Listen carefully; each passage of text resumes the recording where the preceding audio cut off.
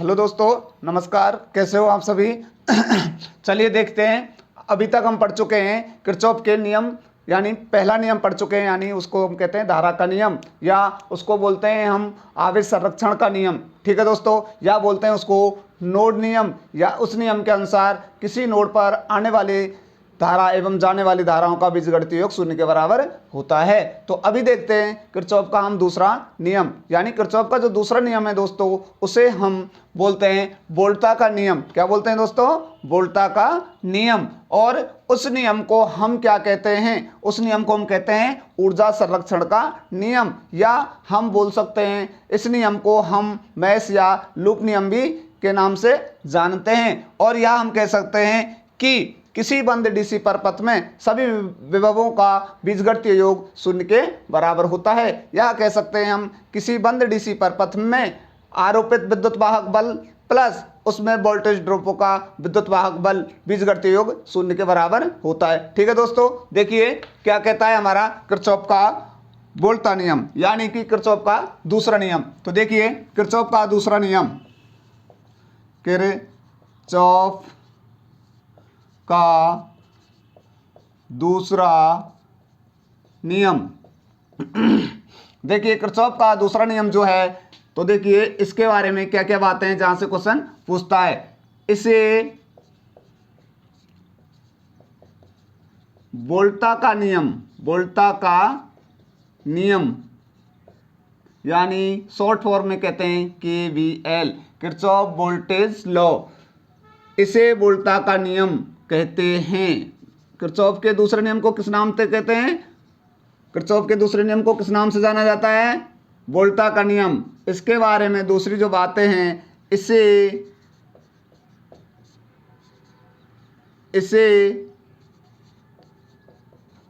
ऊर्जा संरक्षण का नियम भी कहते हैं।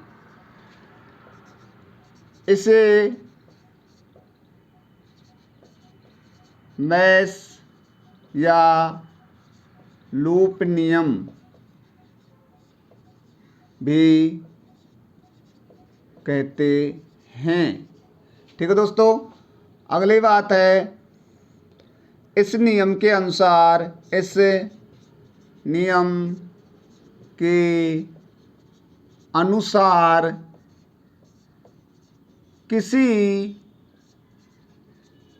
बंद डीसी परिपथ में, बंद डीसी परिपथ में सभी विभवों का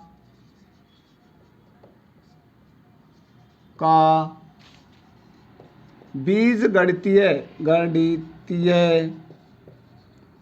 योग शून्य के बराबर होता है। यानी कि हम कह सकते हैं, आगे देखिए, अर्थात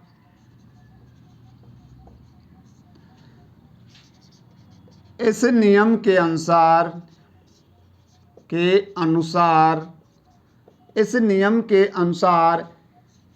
किसी बंद डीसी परिपथ में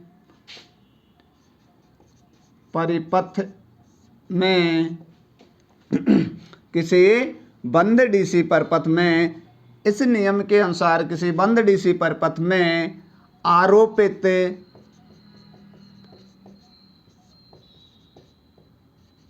विद्युत वाहक बल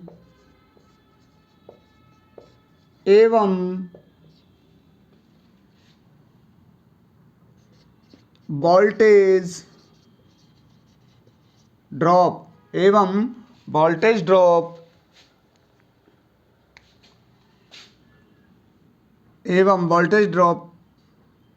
का बीजगणितीय योग शून्य के बराबर होता है। ठीक है दोस्तों, इस नियम के अनुसार यानी कि हम कह सकते हैं sigma E plus sigma I R बराबर 0, यानी कि वोल्टेज ड्रॉपों का बीजगणितीय योग और आरोपित विद्युत बलों का बीजगणितीय योग किसके बराबर होता है? 0 के बराबर। आरोपित विद्युत वाहक बल का बीजगणितीय योग, ठीक है। और वोल्टेज ड्रॉपों का एवं वोल्टेज ड्रॉप्स का बीजगणितीय योग 0 के बराबर होता है। या हम इसे लिख सकते हैं सिग्मा ई बराबर सिग्मा आई आर, ठीक है दोस्तों। तो देखिए ये होता है हमारा किरचॉफ का दूसरा नियम, यानी कि इस नियम को हम वोल्टा का नियम कहते हैं, इसे ऊर्जा संरक्षण का नियम भी कहते हैं, इसे मेष या लूप नियम से भी जानते हैं। इस नियम के अनुसार किसी बंद डीसी परिपथ में सभी विभवों का बीजगणितीय योग 0 के बराबर होता है। इस नियम के अनुसार किसी बंद डीसी परिपथ में आरोपित विद्युत वाहक बल का बीजगणितीय योग एवं वोल्टेज ड्रॉप्स का बीजगणितीय योग 0 के बराबर होता है। ठीक है दोस्तों, यहां से भी क्वेश्चन पूछता है, यहां से पूछता है, यहां से पूछता है, यहां से पूछता है और यहां से भी पूछता है। ये तीनों बातें वेरी वेरी इंपॉर्टेंट हैं और ऐसे पूछता है वो अधिकतर कि किरचॉफ का दूसरा नियम है sigma E plus sigma I R बराबर 0, यानी इसका कहने का मतलब यही है। इस नियम के अनुसार किसी बंद डीसी परिपथ में सभी विभवों का बीजगणितीय योग 0 के बराबर होता है, यानी ये जो है ये वह वोल्टेज ड्रॉप, यानी इसके अनुसार कह सकते हैं इस नियम के अनुसार किसी बंद डीसी परिपथ में आरोपित विद्युत वाहक बल का बीजगणितीय योग एवं वोल्टेज ड्रॉप का बीजगणितीय योग, दोनों का बीजगणितीय योग 0 के बराबर होता है। यानी इसको इधर लाएंगे, इसको उधर लाएंगे, माइनस हो जाएगा, बराबर में 0। ठीक है, तो क्या आ जाएगा? इस नियम के अनुसार हम सभी बीजगणितीय योग का जो योग होता है वो किसके बराबर होता है? 0 के बराबर होता है। ठीक है दोस्तों, देखिए इसके कुछ से और भी क्वेश्चन यानी न्यूमेरिकल पूछ लिया जाता है, उसमें करंट और इस नियम के अनुसार कैसे लगाते हैं करंट पूछता है। तो देखिए कैसे लगाते हैं उस नियम को, तो देखिए इसमें कुछ बातें हमको ध्यान रखनी होती हैं, जैसे हमने केसीएल में लिखी थी, ठीक है, जैसे हमने केसीएल में बनाई थी। तो देखिए ऐसे ही इसमें कुछ बातें हैं जिनको हम ध्यान में रखते इसके न्यूमेरिकल को कर सकते हैं। देखिए सबसे पहली बात जो है इसके बारे में वो है जब भी करंट, पहली जो बात है इसके बारे में, जब भी करंट, देखिए जब भी करंट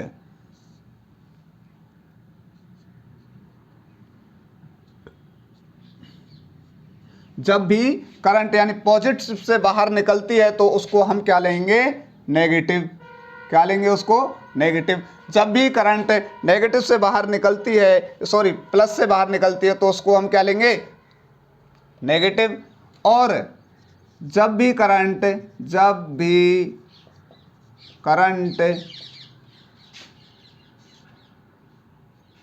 नेगेटिव से बाहर निकल रही है तो उसको क्या लेंगे हम? पॉजिटिव। क्या लेंगे उसको? पॉजिटिव। तो दोस्तों यही चीजें हमको बहुत जरूरी हैं, यही चीज हमको ध्यान रखनी है। तो देखिए तीसरी बात क्या ध्यान में लेंगे हम? तीसरी बात जो है सभी जो वोल्टेज ड्रॉप है, सभी वोल्टेज ड्रॉप को हमेशा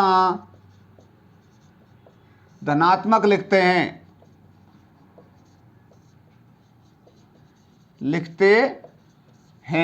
वोल्टेज ड्रॉप को कैसे लिखेंगे? हमेशा धनात्मक लिखेंगे। और देखिए और भी बातें हैं, जब भी करंट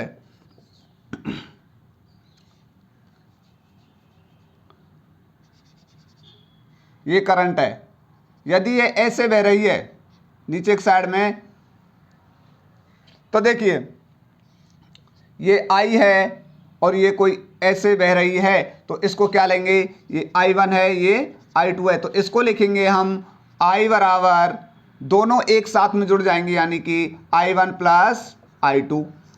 ठीक है दोस्तों। और देखिए जब भी करंट किसी लूप में ऐसे बह रही है, ऐसे बह रही है, ये हो गया I1, ये हो गया I2, तो देखिए किसके रेफरेंस में बहेगी, यानी कि I बराबर जो हमको लिखेंगे, ये इसके साथ में बह रही है तो इसको लिखेंगे प्लस में I1, ठीक है, और प्लस में I2 माइनस में I1। ठीक है दोस्तों, ये चीज़ें हमको बहुत ज़रूरी ध्यान में रखनी है। और देखिए दोस्तों, यदि करंट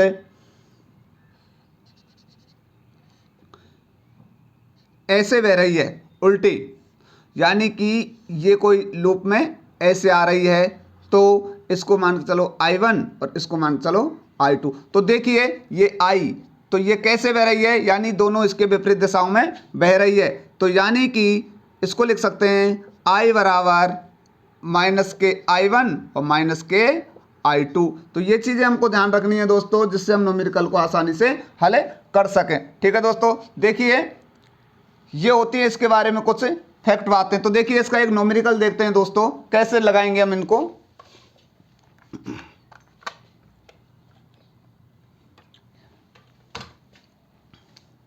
तो देखिए दोस्तों, एक न्यूमेरिकल करते हैं।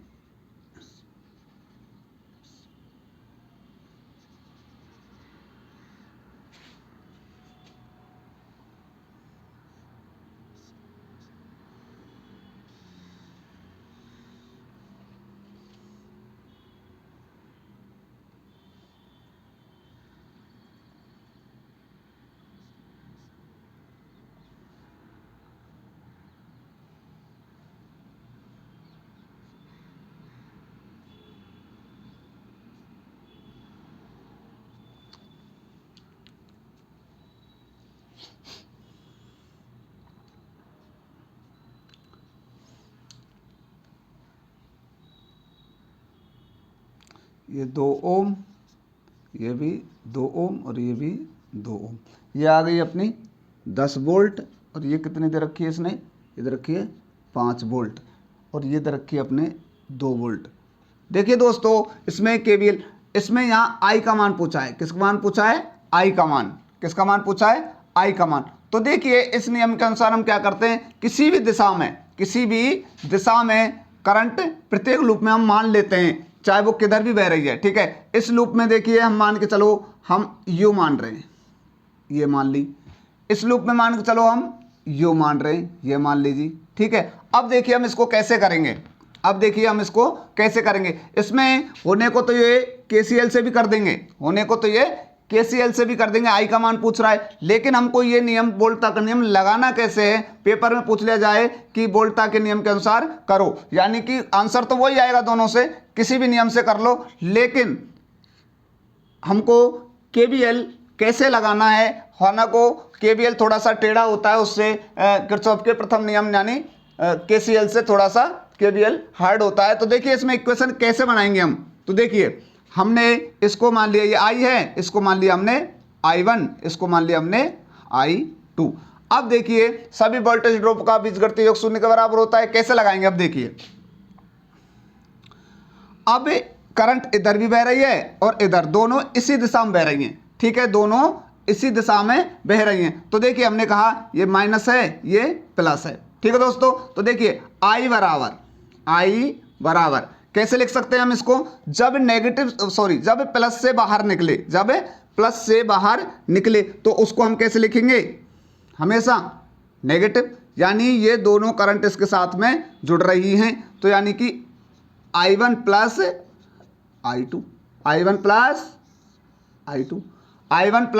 I2, क्योंकि दोनों करंट इसके साथ में बह रही हैं एक ही दिशा में। तो देखिए अब इस पे KVL लगाएंगे। अब इस पे क्या लगाएंगे दोस्तों, KVL लगाएंगे। तो देखिए कहीं से भी चालू कर लो हम, कोई दिक्कत नहीं है। तो देखिए हम यहाँ से ही चालू हुए, मान के चलो, या यहाँ से चालू हुए नेगेटिव से पॉजिटिव। तो देखिए हमने कहा था कि जब भी करंट किस दिशा, माइनस से प्लस पे निकले, यानी प्लस, तो उल्टो हम माइनस लिखेंगे। देखिए जब भी करंट माइनस से प्लस, यानी कि तो प्लस से बाहर निकले तो नेगेटिव, और नेगेटिव से बाहर निकले तो पॉजिटिव, और सभी वोल्टेज ड्रॉप को हमेशा कैसे लिखते हैं, धनात्मक। तो देखिए अब ये -10, ठीक है, नेगेटिव में कितना आ गया 10। अब देखिए वोल्टेज ड्रॉप हमेशा किसमें, प्लस में, प्लस। कौन सी करंट मानी है इसमें हमने, I1 है, क्या है 2, तो क्या हो गया 2I1। वोल्टेज ड्रॉप को गुणात्मक लिखते हैं। यहां आ जाइए इस लूप में ये घूमते हुए, अब देखिए फिर वोल्टेज ड्रॉप वो आ गया +2। अब देखिए इसमें दो करंट बह रही हैं, इसमें क्या बह रही हैं, दो करंट। तो देखिए इसके साथ में हैं दोनों, यानी कि इसके साथ में हैं दोनों, तो उसको कैसे लिख देंगे हम, करंटों को I1 + I2। ठीक है दोस्तों, आगे देखिए अब जो वोल्टेज ड्रॉप है, ये वोल्टेज जो है तो ये कहां से निकल रहा है, करंट प्लस से, तो इसको लिखेंगे -2 बराबर में, यानी बराबर में 0। ठीक है दोस्तों, अब देखिए ये हो गई क्वेश्चन नंबर हमारी 1। अब देखिए दूसरी, अब इसमें यहां से चलिए, यहां से चलिए, कहीं से भी चलिए, हम चलते हैं यूं, यहां से करंट बह रही है। तो देखिए कहां पे निकल रही है, ये प्लस और ये माइनस, करंट कहां से किधर बह रही है, यानी कि हम लेंगे इसको माइनस से बाहर, देखो माइनस से बाहर तो पॉजिटिव, यानी 5। ठीक है दोस्तों, प्लस वोल्टेज ड्रॉप देखिए इसमें वोल्टेज ड्रॉप क्या आ जाएगा, I1 सॉरी वोल्टेज ड्रॉप आ जाएगा इसमें 2 और इसके I2, यानी 2I2। ठीक है दोस्तों, प्लस इसमें वोल्टेज ड्रॉप प्लस, ठीक है, इसमें क्या आ जाएगा, यहां भी 2, यानी कि इसमें देखिए वही करंट है, सेम एक ही डायरेक्शन बह रही दोनों, इस I1 भी और I2 भी, तो 2I1 + I2। ठीक है दोस्तों, अब देखिए यहां पे क्या है, ये करंट कहां से बाहर निकल रही है, पॉजिटिव से, तो नेगेटिव के 2, पॉजिटिव से बाहर निकल रही है तो नेगेटिव के 2 बराबर में 0। Equation number 2। अब देखिए दोनों का सॉल्यूशन कर लीजिए, देखो सॉल्यूशन करेंगे तो -10, ये तो आ गए, ठीक है, 2I1 यहां से मल्टीप्लाई कीजिए प्लस 2I1 प्लस इसमें गुणा कीजिए 2I1 + 2I2 -2 बराबर 0। ठीक है, ये तो इक्वेशन अब देखिए क्या आ गई, कितने हो गए, -10 प्लस 2I1 और 2I1 तो कितने हो गए, 4I1 प्लस ये कितने हो गए, 2I2 -2 बराबर, ये माइनस और माइनस के कितने हो जाएंगे, 10 हो जाएंगे, -12, यानी 4I1 + 2I2 -12 बराबर 0। पहले तो ये हो गई सॉल्व। ठीक है दोस्तों, अब देखिए दूसरी को कैसे निकालेंगे, दूसरी को भी हल कर लीजिए, यानी कि इसको जब हल करेंगे तो क्या आ जाएगा, 5 + 2I2 प्लस दोनों का इसमें गुणा कीजिए 2I1 + 2I2 -2 बराबर में 0। तो यानी कि कितने हो गए, देखो I2 कितने हो गए, 4, 1 और 1 2, 2I2 हो गए 5 + 4I2 + 2I1 प्लस के ये हैं, -2 हैं, -2 बराबर में 0। अब देखिए क्या बचा, यानी कि 2I1 + 4I2, ये माइनस के हैं, ये 5 प्लस के हैं, तो कितने हो गए, प्लस के 3 बराबर में 0। तो कितना बचा, हो गए, ये हो गई दूसरों। अब दोनों को हल कर लीजिए, यानी कि इसको और इसको, 4I1 + 2I2 -12 बराबर में 0। अब देखिए 2I1 + 4 I2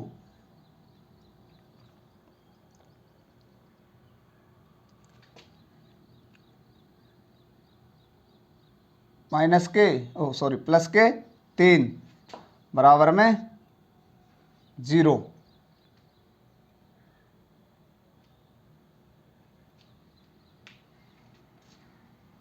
दो इससे यहाँ किया, खोल दिया, ठीक है, 2 2 2 I2 2 4 I2, ठीक है दोस्तों। तो देखिए इसको जब हल करेंगे तो देखिए क्या बचेगा, यानी कि इसको अब हम घटा देते हैं, क्या होते हैं, घटा देते हैं।